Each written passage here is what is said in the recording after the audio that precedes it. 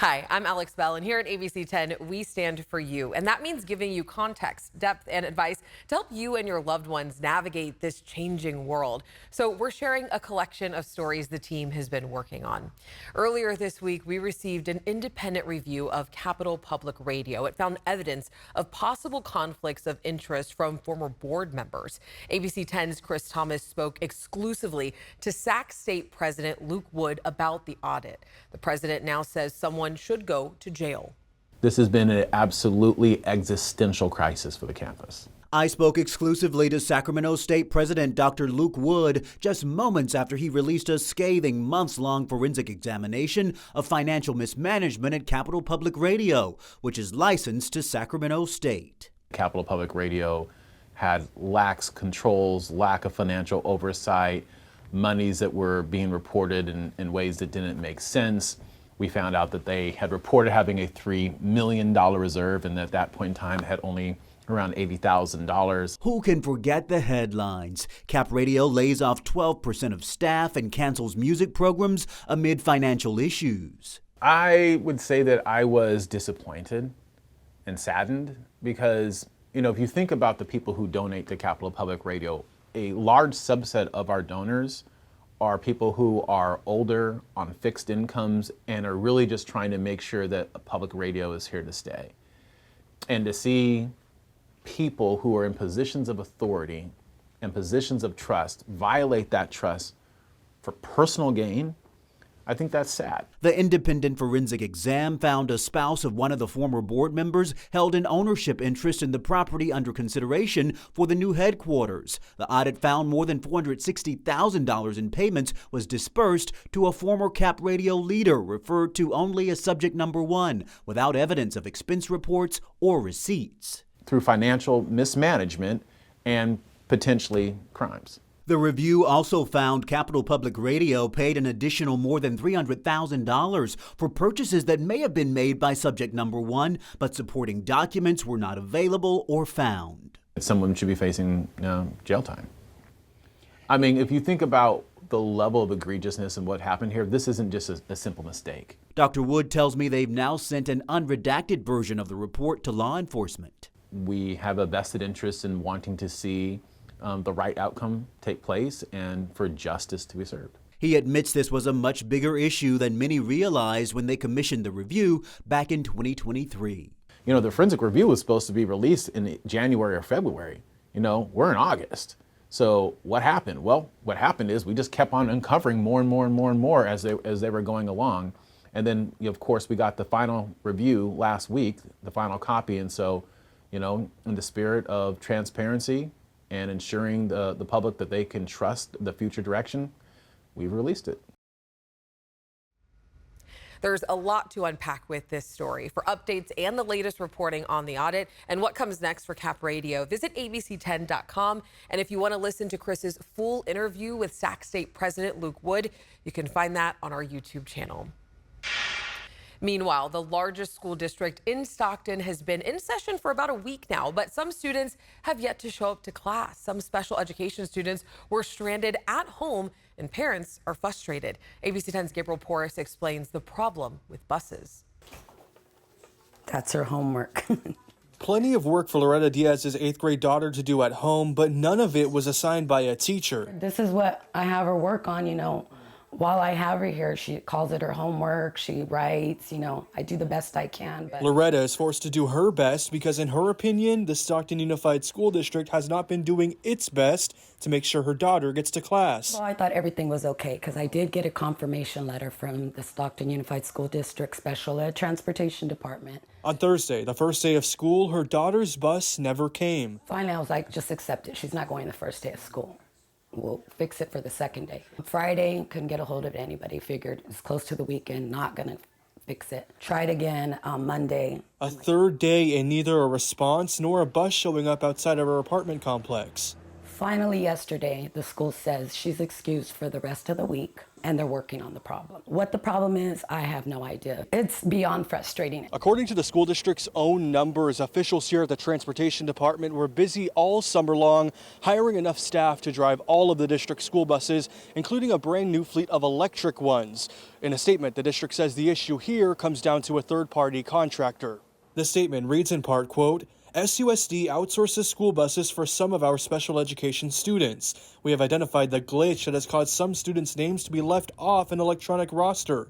The special education department is working closely with the transportation department to make sure all students are assigned proper transportation. I just want her to get a good education. While Loretta doesn't know how long her daughter's bus disruptions will last. And then I have stencils of the alphabet, but like I said, that's a little bit more advanced. She says she's looking forward to the new first day of school and doing what she can in the meantime. When they can get her there, they have amazing teachers. I don't want to stir chaos or, create a negative vibe. All I want is help and change. In Stockton, Gabriel Porras, ABC10. Stockton Unified has a partnership with San Joaquin RTD for this school year that allows students to use their public buses to and from school for free, but it's only available to high school students.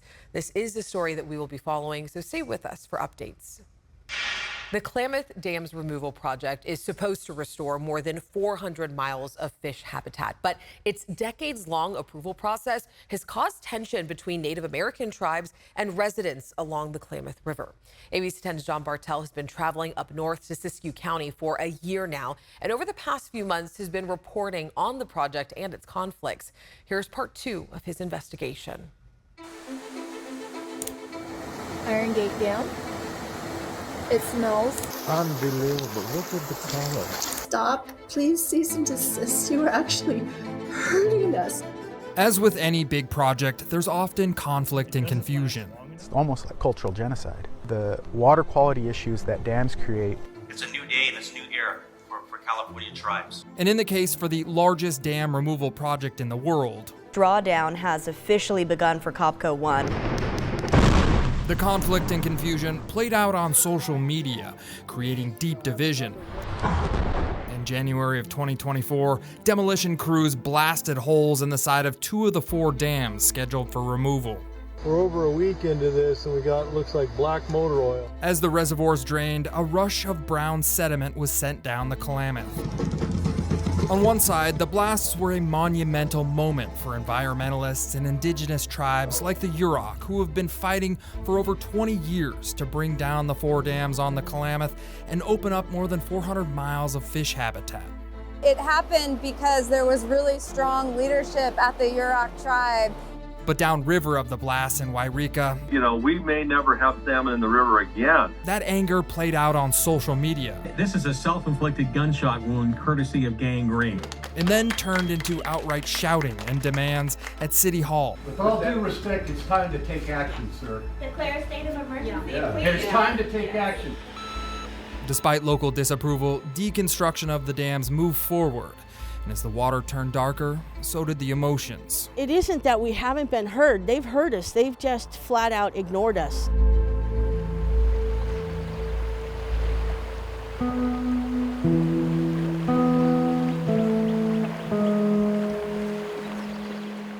A lot of folks didn't think we'd ever get dam removal over the finish line, and now it's happening, and we're in a super visual stage.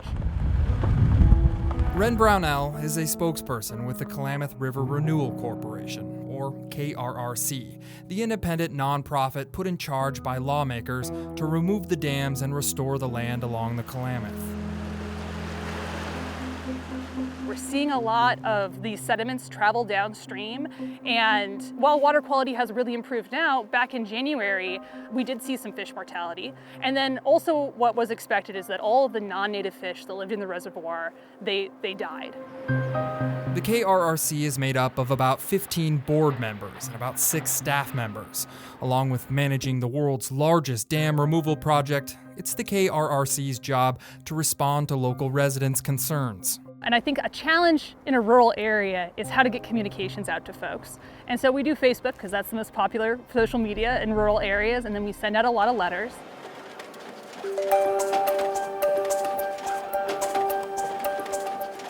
At a small print shop in Wairika, Jay Martin reviews the latest edition of Siskiyou News. Siskiyou News started out as an online platform, Facebook-based. It got to the point where we need to go back to a physical print.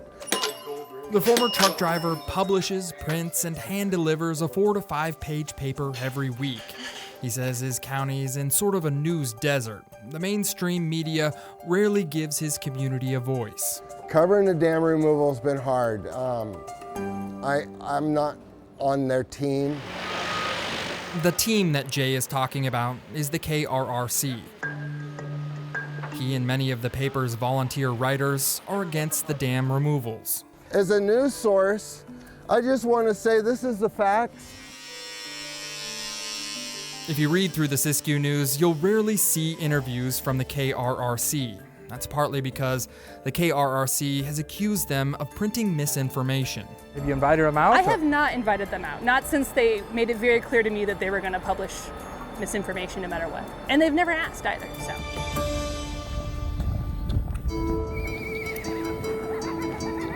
One of the paper's contributors who writes about the dams is William Simpson, a wild horse advocate who manages a herd of wild horses right above the Iron Gate Dam. And that's why I'm very concerned about the ecology of the Klamath River. You know, if we have toxins in the river, I have to wonder what's that going to do to these horses, and they're such a precious species. The toxins that William is worried about are heavy metals in the sediments that build up behind the dam. Now, heavy metals do flow down the river naturally, but William says that high concentration of those metals have piled up in the reservoirs over 60 years. We're talking about lead, chromium, cadmium, aluminum. This is what a lot of residents are seeing. They're a little concerned that you're dumping in the water here. Sure. Yeah, this is a part of the plan? This is part of the plan, and there's nothing to be concerned about. Dave Kaufman is with Resource Environmental Solutions, or RES, the contractor hired to repair and replant the barren landscape where the reservoirs once were.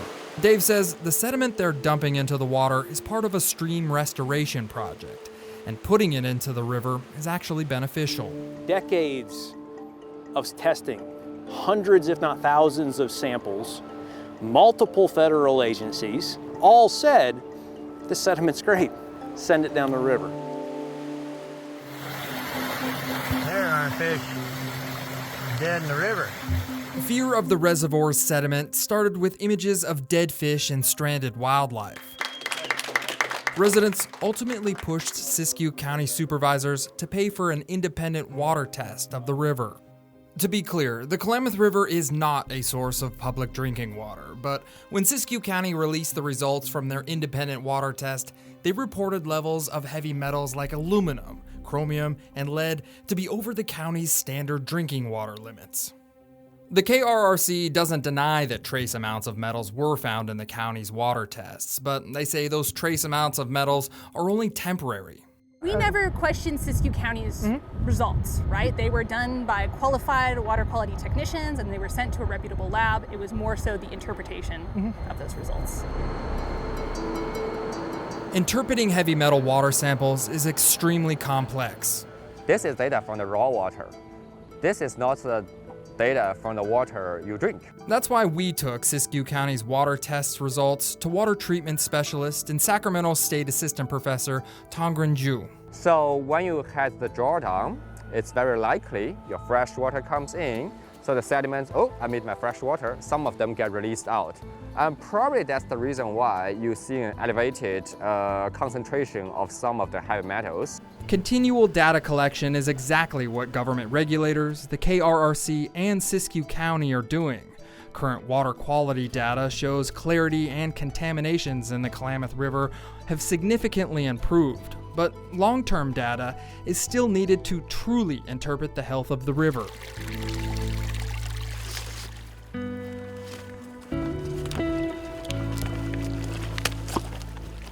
To keep all that buildup of sediment from constantly muddying up the river water, a massive revegetation effort is underway. You know, tribal members have been fighting for their right, for their sovereignty to be on this river. So yeah, it's pretty special to be here now. Richard Green is one of the many indigenous tribal workers hired to make their way through the acres of mud and muck to replant native trees and shrubs. We visited Richard and his crew in March of 2024. Just a few months later, those seeds that they were planting started to grow. Doing the restoration is important, but who does the restoration is just as important. Amy Bowers-Cordalis is legal counsel with the Yurok tribe and a board member of the KRRC. It's her mission to make sure that indigenous people remain involved in the dam removal, and that the involvement not only includes restoring the land, but restoring relationships with locals. I want to believe that when the river heals itself, that we as humans will also feel that healing. With any big project, there's often conflict and confusion. But in the case of the world's largest dam removal project, we really don't know how the river will respond until after the dams are completely removed.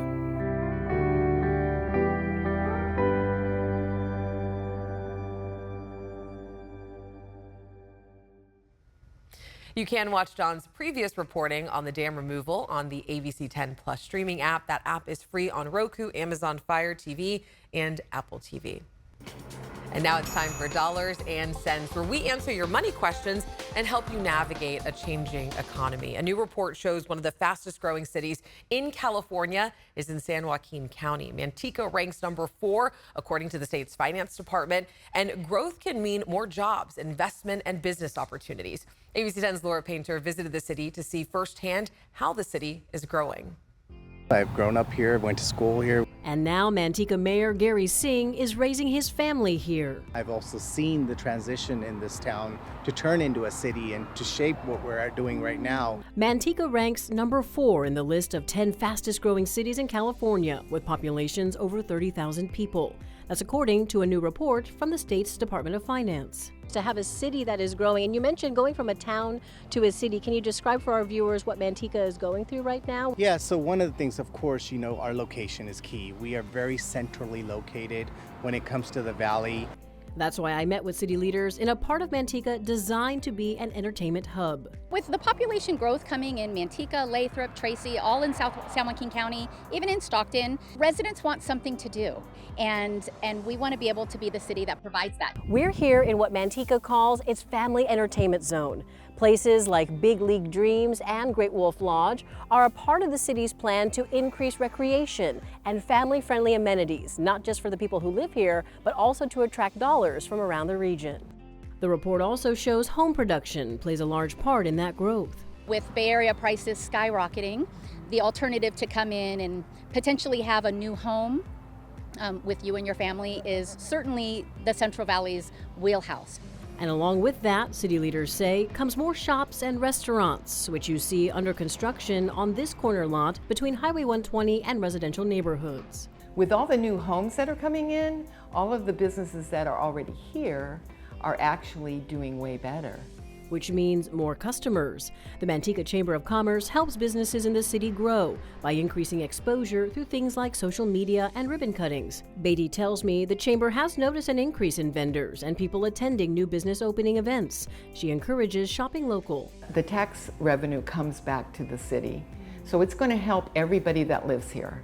Meaning better roads, schools, and amenities. Beatty has lived in Manteca about 4 decades and was a small business owner for more than half that time. I try to educate and help the businesses as much as possible when they're starting out, because a lot of them do not know what to expect. 3 other cities in our region also made the state's finance department's top 10 fastest growing cities: Lathrop, Folsom, and Yuba City. And we have more dollars and cents stories online. All you have to do is just visit abc10.com/dollars and cents or any of our apps, and you'll see everything right there.